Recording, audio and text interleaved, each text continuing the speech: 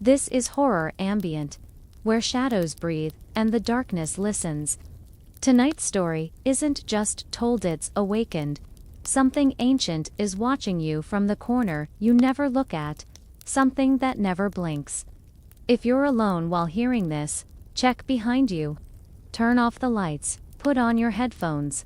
Welcome to the place where nightmares wake up. This is the house that whispers. The first time Evelyn Crow heard the whisper, she thought it was the wind. But the wind never calls your name. Evelyn, soft, breathless, almost pleading. She froze on the porch of the abandoned Hollowridge House, her flashlight trembling in her hands. The house was a monstrous shell of timber and wrought wooden ribs exposed. Windows black and hungry, the front door hanging crooked like the jaw of a corpse. It shouldn't have existed anymore. 20 years had passed since the fire. Everyone said it collapsed. Everyone said the forest swallowed it whole.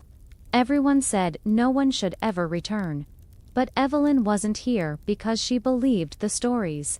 She was here because she needed one.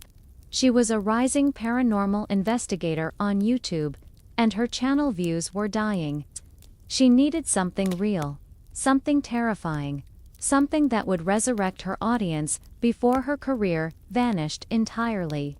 So when she found a letter slipped under her door and signed, yellowed, smelling faintly of ash, her curiosity overruled every instinct to run.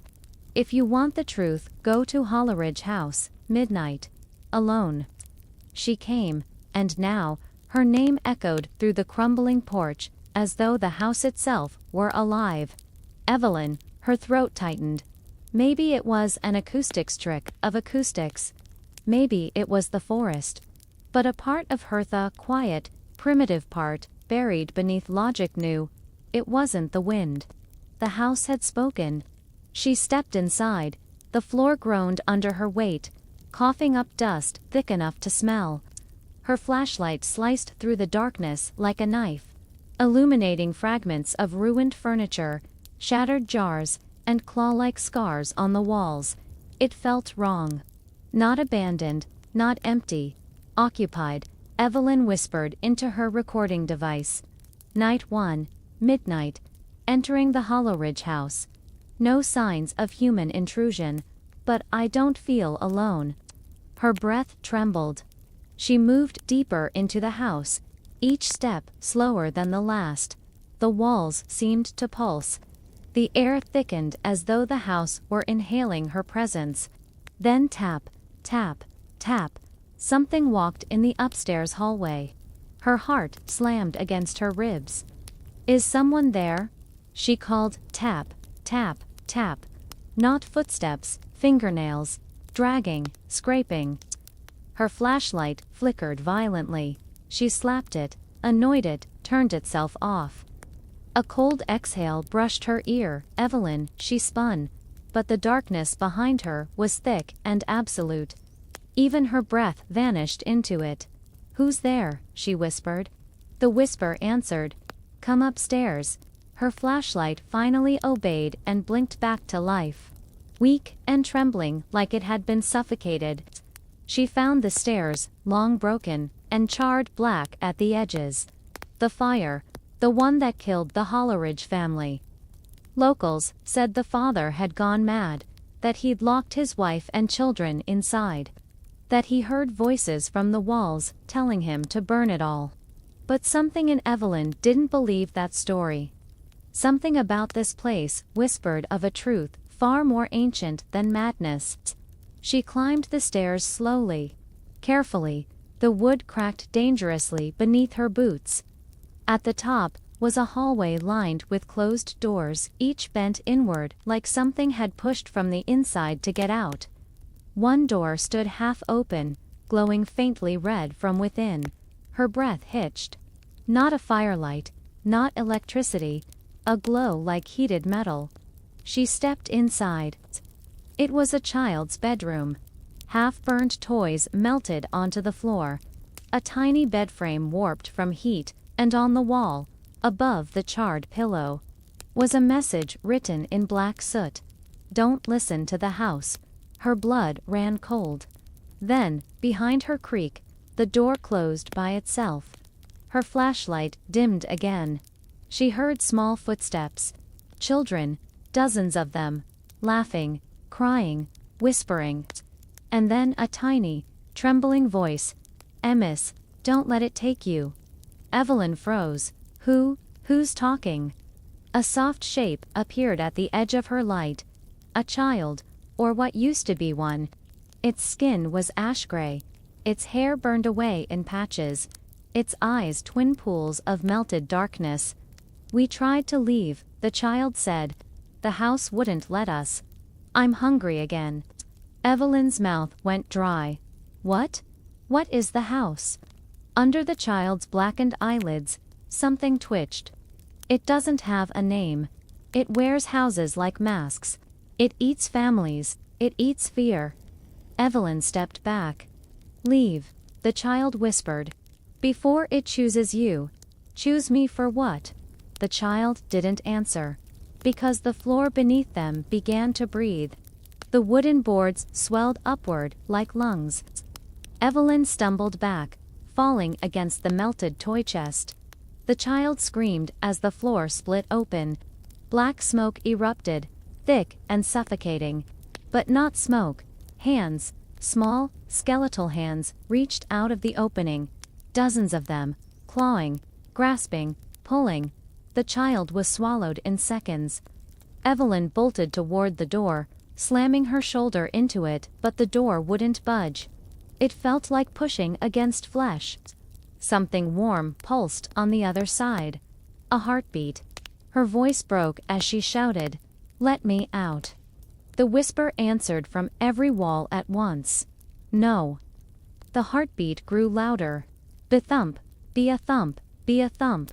The walls quivered. Evelyn raised her camera in shaking hands. "If someone finds this," she whispered, "do not, under any circumstances, enter Hollowridge House. This place, it's alive, and it wants." A hand shot from the floor, grabbing her ankle. She screamed and kicked until the bone cracked. The hand recoiled. The door flew open. Evelyn didn't question it, she ran. The hallway twisted. Literally twisted. The walls bent like rubber, reshaping themselves as she sprinted. The house was changing, rearranging, blocking her escape. Every door she tried was fake painted illusions that dissolved under her touch. Every window showed only darkness where the forest should be. The house had no intention of letting her out. Her lungs burned. Her heartbeat thundered. Then she saw it, a set of stairs, descending into pitch-black nothingness. The basement. She didn't want to go down there. Which is exactly why the house wanted her to. A soft whisper curled around her throat. "Come meet us." She felt a push, not gentle, wanting. She tumbled down the stairs and hit cold dirt. Her flashlight cracked but stayed alive, dim and twitching. The basement looked impossible. Bigger than the footprint of the house. The ceiling dripped with shadows. The floor slithered with movement she could not fully see. And at the far end, a shape, tall wrong, leaned sideways like it didn't understand how bones were supposed to work. Its limbs were charcoal black, its fingers too long.